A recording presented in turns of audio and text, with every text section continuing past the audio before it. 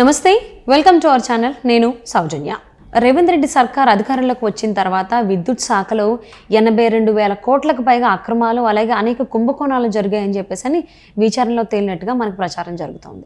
మరి ఈ విచారణ జరగడానికి, చేయించడానికి కూడా ఐఏఎస్ అధికారి రిజ్వీ గారిని నియమించినట్లుగా కూడా తెలుస్తోంది. మరి రిజ్వీ గారి విచారణలో ఈ విద్యుత్ శాఖకు సంబంధించి ఈ కుంభకోణాలు కావచ్చు, అవకతవకలు కావచ్చు, ఇవన్నీ బయటకు వచ్చేటువంటి అవకాశాలు ఉన్నాయా లేవా? ఈ అంశానికి సంబంధించి ఎన్నో విషయాలను మనకు తెలియజేయడానికి ఈరోజు మనతో పాటు ఉన్నారు సీనియర్ పొలిటికల్ అనలిస్ట్ కృష్ణకుమార్ గారు ఉన్నారు. వారితో మాట్లాడదాం. నమస్తే అండి. నమస్తే.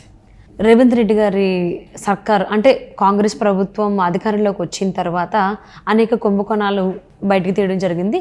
ఫస్ట్ తీయడమే విద్యుత్ శాఖని బయటికి తీశారు. అందులో 82,000 కోట్లకు పైగా అవకతవకలు, అలాగే అనేక కుంభకోణాలు జరిగాయి అన్నారు. విచారణ జరిపిస్తున్నారు. ఈ విచారణకి హెడ్గా ఐఏఎస్ అధికారి రిజ్వీని నియమించడం జరిగింది. మరి రిజ్వీ గారి విచారణలో ఈ జరిగినటువంటి అవకతవకలు, అనేక కుంభకోణాలు అని ప్రచారంలో జరుగుతుంది కదా, దానికి సంబంధించి బయటకు వచ్చేటువంటి అవకాశాలు ఉన్నాయంటారా? ఉంటాయండి. ఎందుకంటే రేవంత్ రెడ్డికి చిత్తశుద్ధి ఉండి మిగతా సంబంధిత మంత్రిత్వ శాఖలు కూడా, ఏ మంత్రిత్వ శాఖ అయితే ఆ సంబంధిత శాఖ మాత్యులు కూడా ఆయనకి సహకరిస్తే, అంటే అందరూ ఒక తాటి మీదకి వెళ్తే గనక కనిపెట్టడం ఇదేం పెద్ద ర్యాకెట్ సైన్స్ కాదు.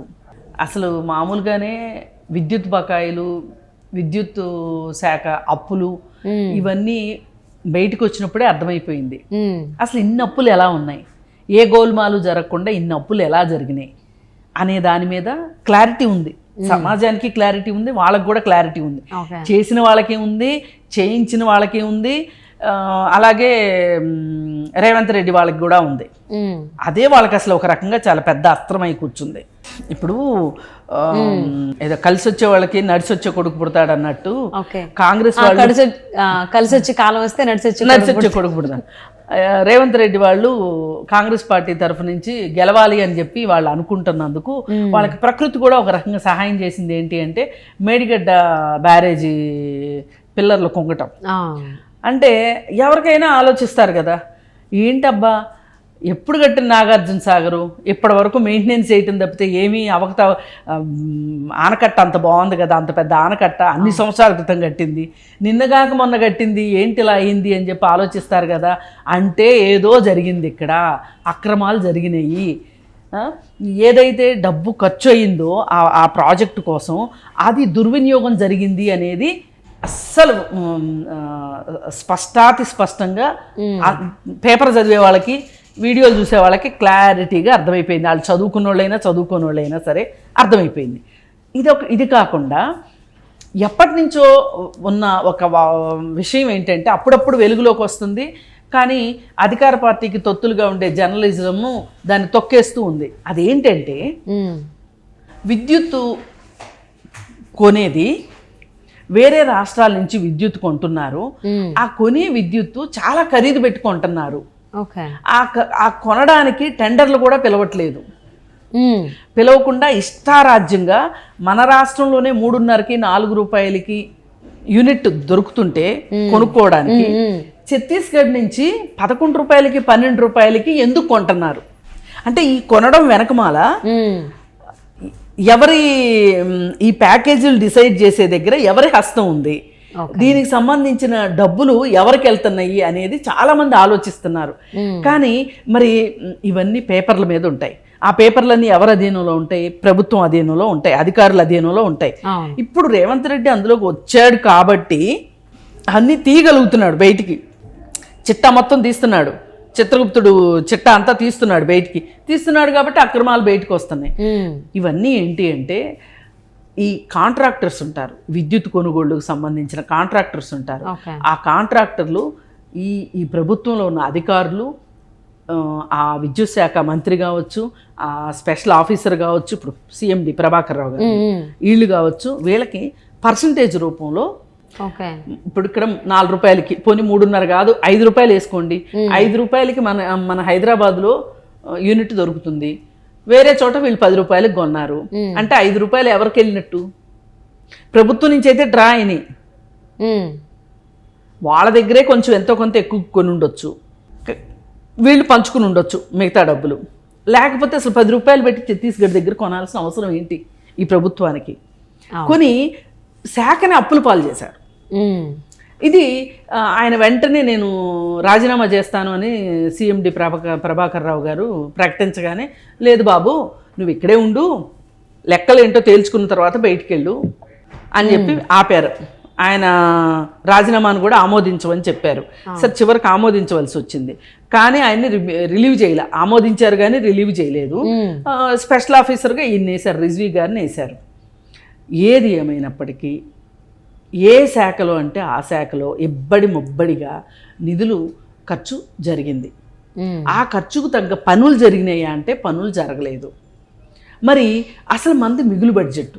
ఇప్పుడు ప్రొఫెసర్ హరగోపాల్ గారు లాంటి వాళ్ళు చెప్తున్నారు ఏమనంటే, మిగులు బడ్జెట్ ఉన్న ఆదాయం బాగా ఉన్న రాష్ట్రము అప్పుల పాలు ఎందుకు కావాల్సి వచ్చింది? ఇప్పుడు డబ్బులు ఉన్నాయి కదా అని చెప్పి ఎంతంటే అంతకి నేను 24 గంటలు కరెంట్ ఇస్తాను, 24 గంటల కరెంట్ ఇస్తాను, ఎవరింట్లో కరెంటు పోవటానికి వీల్లేదు,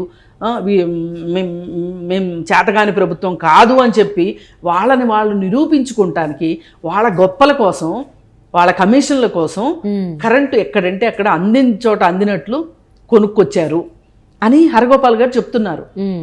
మరి అంత పెద్ద ఆయన ఆషామాషిగా మాట్లాడదు కదా. ఇప్పుడు మీరు నేను అంటే మాట్లాడామన్నా అర్థం ఉంది, ఆయన అయితే మాట్లాడరు కదా.